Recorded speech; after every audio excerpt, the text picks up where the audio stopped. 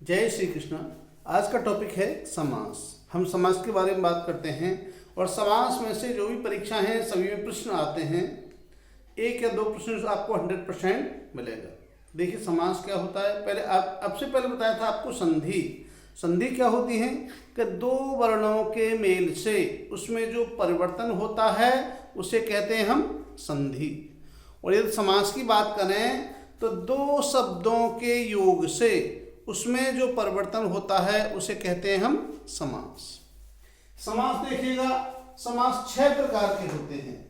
Number 1 अव्ययीभाव समास, number 2 तत्पुरुष समास, कर्मधारय समास, द्विग समास, बहुव्रीहि समास और द्वंद्व समास। अब देखेंगे हम किस प्रकार से इनकी पहचान करेंगे कौन सा समास है। सबसे पहला हमारा अव्ययीभाव समास। अव्यय क्या होता है? अव्यय उपसर्ग पढ़ाया होगा आपको कि अव्यय उपसर्ग वह शब्द होता है जो किसी शब्द के आगे जुड़ करके उसका अर्थ परिवर्तित कर देता है, तो उसे क्या कहते हैं? हम अव्यय कहते हैं। जैसे कि जो अव्ययीभाव समास होता है उसमें पहला पद अव्यय होता है। जैसे हमने कही अपमान, अब क्या हो गया इसमें? अव्यय हो गया। आजन्म, आज आ क्या हो गया इसमें? अव्यय हो गया। तो अव्यय देखिएगा, यथाशक्ति तो यथा हो गया इसमें अव्यय।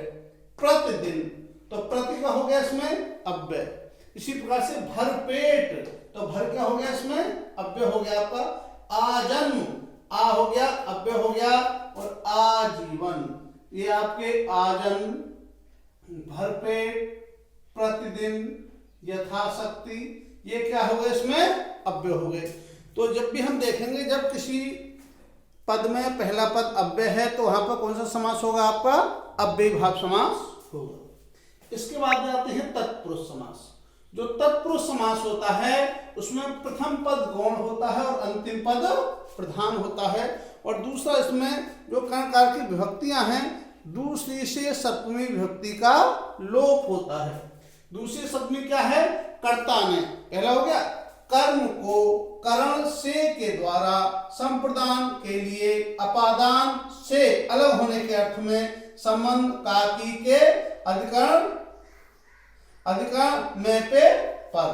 देखिएगा जैसे इसमें है ग्रामगत। जब इसका हम समास विग्रह करेंगे तो क्या हो जाएगा? ग्राम को गया हुआ तो कौन सी विभक्ति हो? कर्म कारक की विभक्ति का लोप हो गया।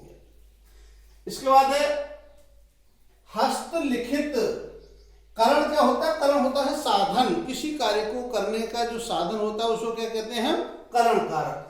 तो हाथ से लिखित या हाथ के द्वारा लिखित। तो हस्तलिखित में क्या होगा? करण कारक की विभक्ति का लोप हो गया। रसोई घर, रसोई के लिए घर क्या हो गया? रसोई के लिए। इसी प्रकार से अपादान, अपादान क्या है? पाप मुक्ति, पाप से मुक्ति।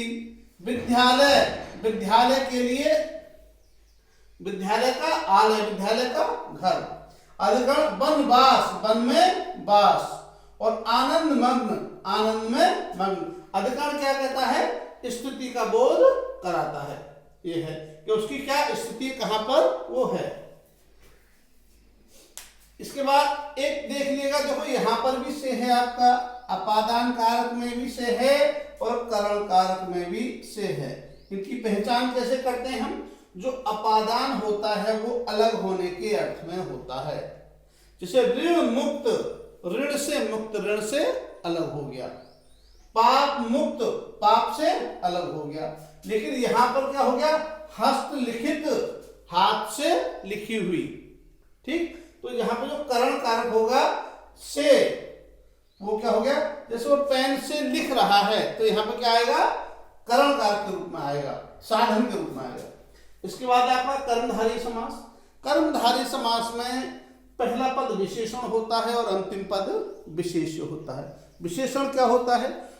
जो किसी पद की विशेषता बताता है उसे कहते हैं हम विशेषण। जैसे हम कि गाय काली है, गाय कैसी है?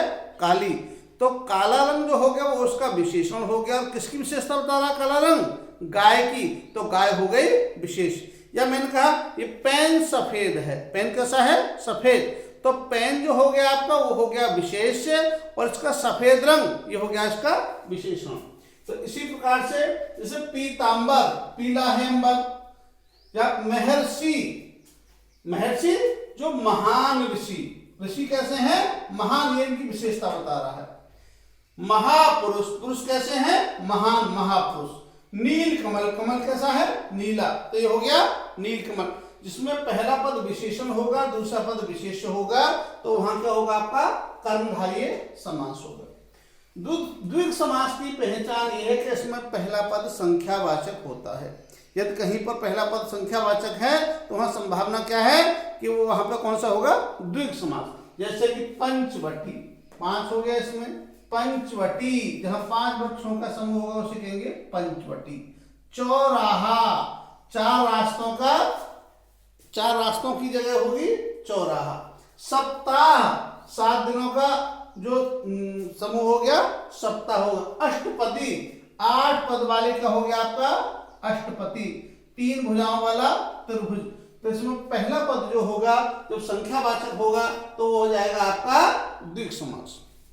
बहुब्रीहि समास में क्या है, इनमें दोनों पदों के अलावा किसी तीसरे पद की प्रधानता होती है। दोनों पदों के अलावा तीसरे पद की प्रधानता होती है, या ये समझ लो कोई नया पद निकल के आता है। जैसे घनश्याम, तो घनश्याम घन है जिसका श्याम वर्ण है, अर्थात कौन है कृष्ण। ये इसकी पहचान के लिए जो भी भगवान से संबंधित हैं आएगा। जैसे हमें लंबोदर, लंबा है उदर जिसका अर्थात गणेश जी। गजानन गज जैसे आने वाले गदा जो है गणेश जी हो गए। दिक अंबर, दिक अंबर है। दशानन, दशानन किसके लिए कहते हैं रावण के लिए। जिसलिए उन दोनों पदों से मिलकर कोई नए अर्थ का बोध होता है तो वहां पर होगा आपका बहुब्रीहि समास। इसके बाद द्वंद्व समास है। द्वंद्व समास में दोनों पद प्रधान होते हैं और दोनों पद प्रधान में योजक चिन्ह से जुड़े होते हैं। जैसे माता पिता, इसका विग्रह करेंगे तो आएगा माता और पिता। राधा कृष्ण, विग्रह करेंगे तो राधा और कृष्ण। रात दिन, जब विग्रह कहेंगे तो रात और दिन। पाप पुण्य, पाप और पुण्य। तो इस प्रकार से इन्हें करेंगे।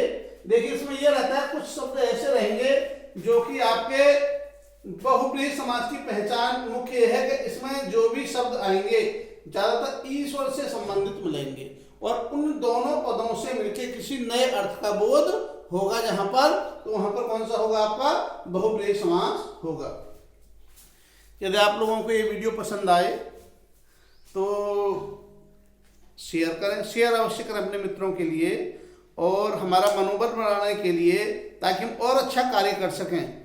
आपके शेयर और सब्सक्राइब पर ही हमारा कार्य करने का उद्देश्य है, उतने ही प्रोत्साहन होता है और उतनी अच्छी अच्छी वीडियो बनाने का, अधिक वीडियो बनाने का प्रयास करते हैं। तो यदि आपको वीडियो पसंद आए तो शेयर और चैनल सब्सक्राइब अवश्य करें। इसी के साथ जय श्री कृष्ण।